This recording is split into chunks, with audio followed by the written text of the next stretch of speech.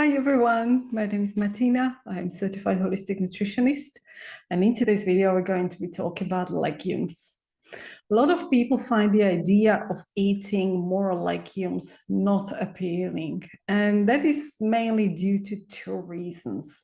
The lengthy preparation time when we use dry pulses, and the digestive issues, mostly bloating, that they experience after eating some sort of legumes, mainly beans. However, legumes in general are wonderful, nutrient-rich food that's supposed to be staple at our homes, and we should be eating them at least once a week, ideally multiple times a week.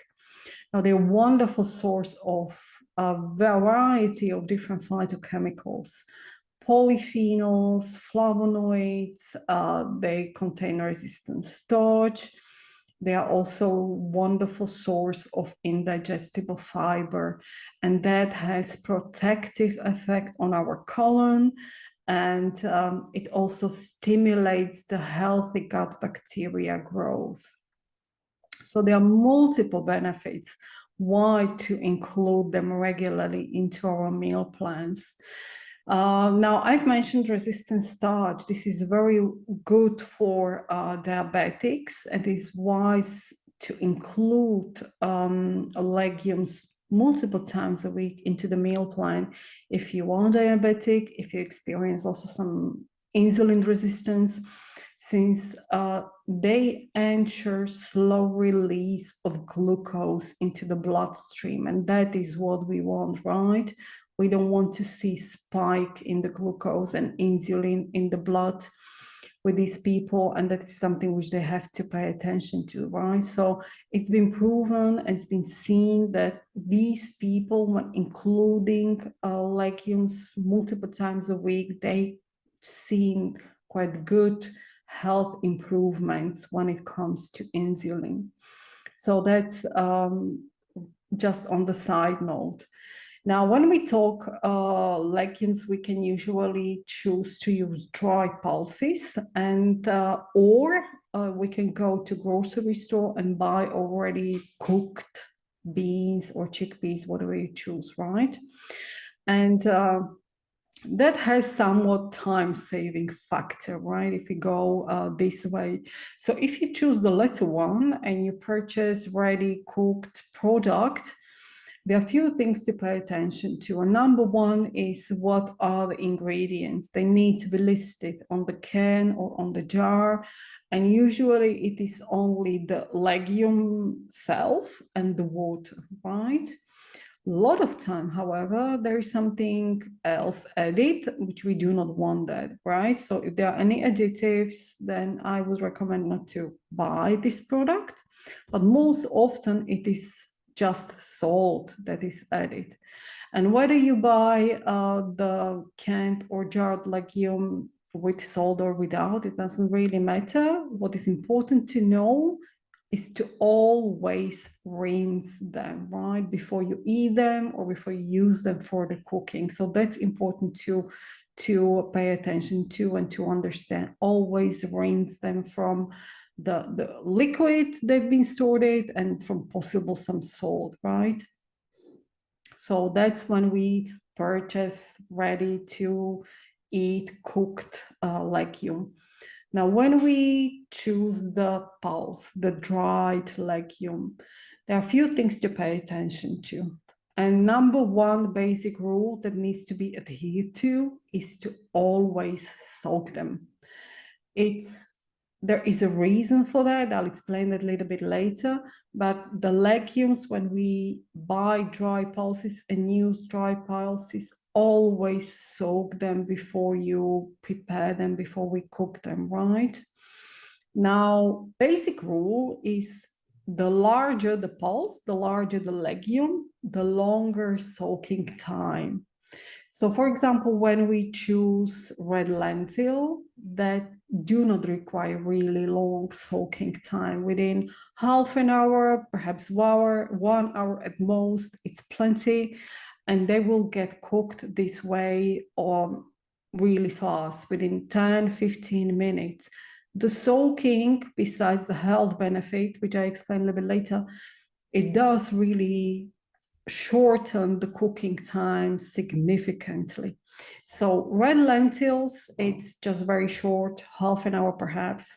Green lentil would require longer, 3 to 4 hours would be recommended for green lentils to soak in the water. Green peas and chickpeas, 12 hours, right, to soak. Beans, 24 hours. Now, why is it important to soak the legumes? All of them do contain compounds called purines.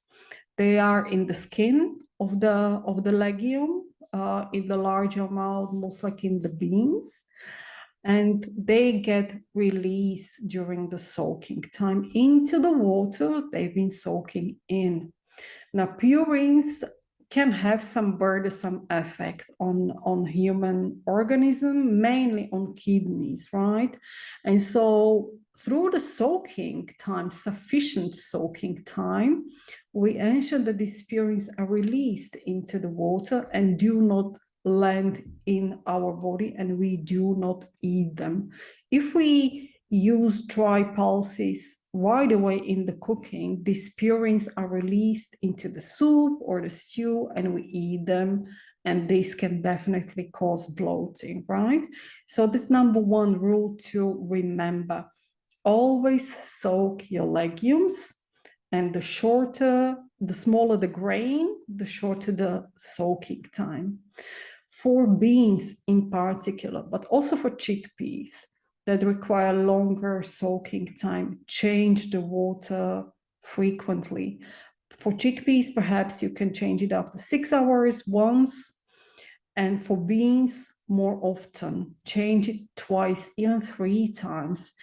And regardless which legume you choose, always cook them in fresh water. Never cook them in the same water they've been soaking in, right? The water contains the purines, which we don't want. So always throw the water away and always cook them in clean water. So soaking and cooking in clean water would be number one, how to eliminate the bloating. Number two, add bay leaf when you cook. Now, there are certain herbs that hinder bloatings, and bay leaf is one of them.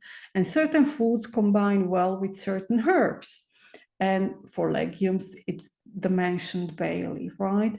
So add few bay leaves when you cook soup or when you cook stew or chili or whatever you do, then it will help to eliminate the bloating, right? So that's number two. To speed up the cooking time, or rather, to ensure that the legumes are tender faster, do not add salt into the cooking water in the beginning, but rather at the end. Now, this will ensure that the legume will get softer and tender faster, quicker. So add salt when they are already cooked or nearly completely cooked, right? So that's number three when it comes to cooking time. Now, when you'd like to cook in batch, right, in larger amount and as a meal prep, for example, you can do that also with legumes in the way that they will keep good in the fridge for up to 3 weeks. And here is the little trick. When you cook your legume, whether it's a chickpea or the beans, in the water, then and when they are done, get clean glass jar, small or large one, depend on. I have only large ones, so that's why I show only large. And important is that it has a good lid and that can be closed really well. So clean glass jar when the beans or chickpeas is still hot, fill it up nearly to the full, and then add into the jar the water they've been cooking in, right? So they are covered with the water. Then they close the jar while they are still hot, right? Turn it upside down and let it cool down completely like this, upside down. And once they are completely cooled, they will last in the fridge like this for up to 3 weeks.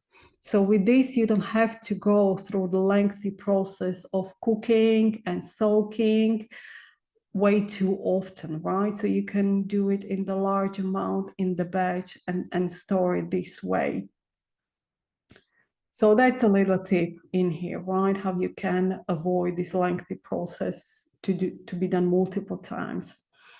Now, when it comes to legumes, a couple of things or perhaps one additional point to mention. I've already talked about the protein, which is quite nicely included in the legumes, but nonetheless, plant sources of protein do not have whole amino acid profiles, unlike to meat or animal sources, right? So when we eat meat or egg, we do get all amino acids that are required for our human body, right? However, it's not the same with legumes.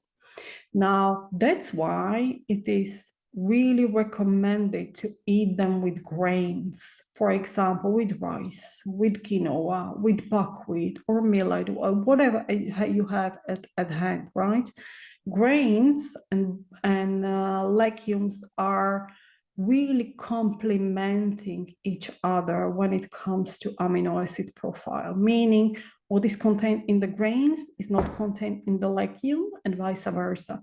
So when we eat them together, they contribute to satiety at the first place, but also complement each other with the amino acid profile. So we are getting more of complete or whole protein than we would be when we were eating it separately only, right? So that is quite good to know and pay attention to. And it really doesn't matter which grain you choose. For example, quinoa is quite protein wealthy and rich, so that will be perhaps one source if you have that one. But also buckwheat is a wonderful source. So just make sure that you combine them with grains together for the complete protein, if that is something which you pay attention to, right? You don't have to, just if you pay attention to.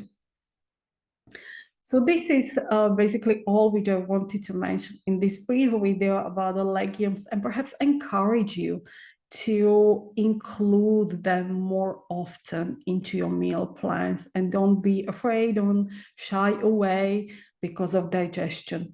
Now, if you're not used to eating legumes, that's the case, and you start, that's where you can experience also some sort of digestive issues, but don't give up.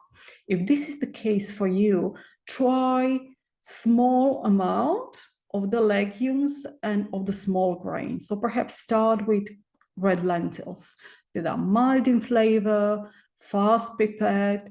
Start perhaps a couple of tablespoons at one time, and let the body get used to it, and gradually increase the amount, gradually also change the type and the sort of legume which you are going to eat, so your body gets used to it.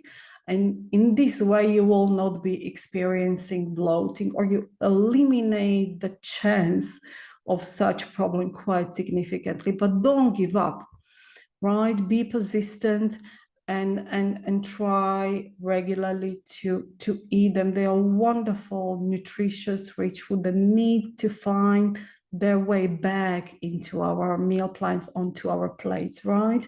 In the past, legumes have been a staple, really, in the indigenous cultures, whether we look into Asia, where it was soy bean, or to South Asia, typical Mexican dish, chili, right?